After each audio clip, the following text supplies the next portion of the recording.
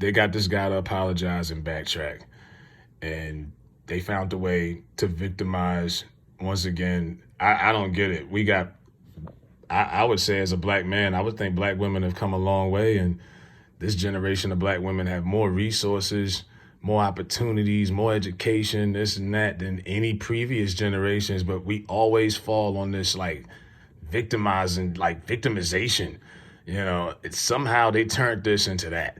And it's crazy because he had to put a disclaimer out and say, "Hey, this is a neutral gender take. This is not a excuse me. This is not a bash on it." He had to put a disclaimer, and they still spent it on it. So that was his original take, and there was nothing wrong with it. I thought, because in context, okay, take the fact that people thought she was the villain out of it.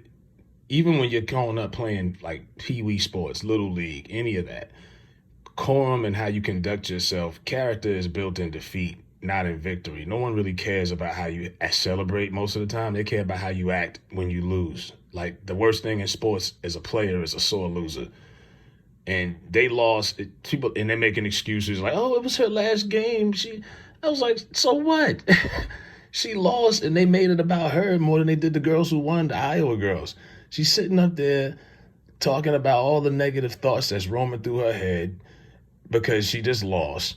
And she's bringing up, "I've been sexualized and this and that." And I'm like, yo, this ain't the time for that. Because I guarantee you, if they would have won, she wouldn't have been up there moping like that and talking to any of that. She would have saved that for a podcast 2-3 weeks from now. And she would have put that out there. Not disputing anything she said, and she hasn't been through anything. I'm sure the death threats and all of that is true. But that wasn't the time and place for that. And that's what he's saying. Now, I think where he dropped the ball and where it probably got misconstrued is when he compared her to Courage the Cowardly Dog. For people who don't know that reference, if you don't have kids or you didn't, see that show, I think for some black woman who might have heard that, they're like, hold up, did he refer to her as a dog? I can see where that got twisted and thrown off, but nah.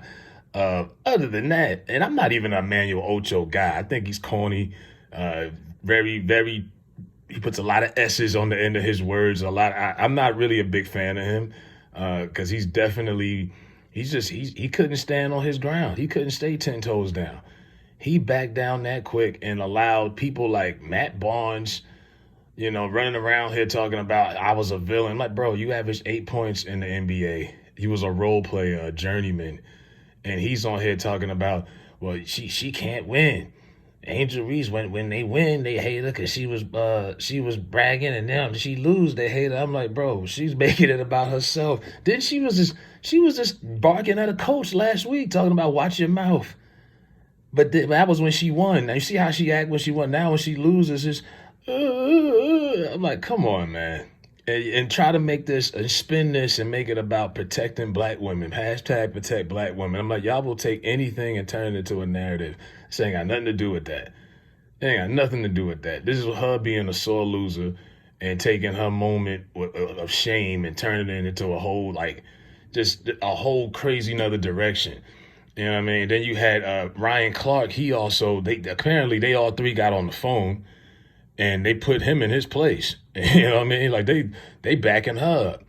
And you got Carrie Champion on ESPN making excuses.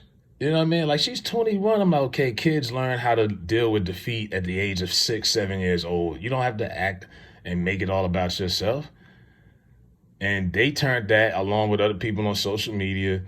They made it seem like this dude did the inevitable. You know what I mean? Now listen to his punk apology.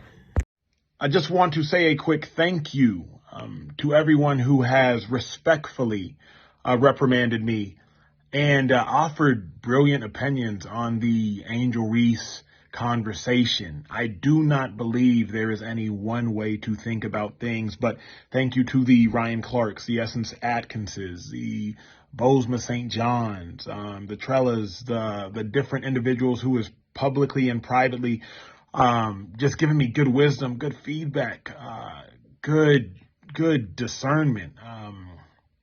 I understand. I think life is all about understanding. And so I just want to applaud those publicly, you watching, and those privately who have respectfully, the operative word there being respectfully, who have respectfully reprimanded me. Matt Barnes, incredibly wise words. So I thank all of you all for that. I do not stand on a hill saying that I am right and you are wrong. I simply stand on a place saying, hey, this is what I believe. What do you believe? Let's listen to one another and construct a collective belief. So love to everybody who's respectfully reprimanded me, and I appreciate it so very much. Thank you all for that. Look, when you see that video, look at the body language now. Look at him. He's got the left hand, right? The left hand stroke, the Dougie position over the neck. That looked like, that body language to me either looks like you're saying something with not much conviction. You're saying something that you don't believe. You're basically lying. He's doing what he got to do to save his job and save his face. Don't he got a Kia endorsement? Like he was a nobody football player. Never heard of him when he was on the Giants in the NFL, and he's managed to get his way into this position. And he's like, you know what? If I got to do what I got to do, hey, But just look at the body language. Did you believe anything he said? So we had a great conversation, and I was so educated. I'm like, nobody who's defended this is saying anything of any value. Like, nobody's points is valid, bro. She was being a sore loser, and then trying to make it about herself and play victim. I'm like, I don't know, but like, a lot of our women like to play victim now so much. It's crazy. Everything is not a agenda or an attack. He didn't say, oh, I'm going after you, because the other guys on the show said the same things. A lot of people have been saying the same thing, but they particularly went after Coney Emmanuel Ocho. So, he's going to back up now. He's going to be shaking hands, kissing babies, doing whatever he can to get back in that circle. But yeah, Uncle Matt Barnes and Ryan Clark have, forgiven him. So hopefully they'll bring him back into the forefront, that circle of the culture, whatever. But yeah, I'm like, damn, bro, you got to back down on everything. You can't even have a real opinion now. You know what I mean? That was his real raw opinion. He had to back out of it, and it wasn't even nothing. He didn't even give you no good reasons why he backed out of it. You know what I mean? Just, you sell out, man. But let me know what y'all think in the comments. Hit that like button for the algorithm. I'm out.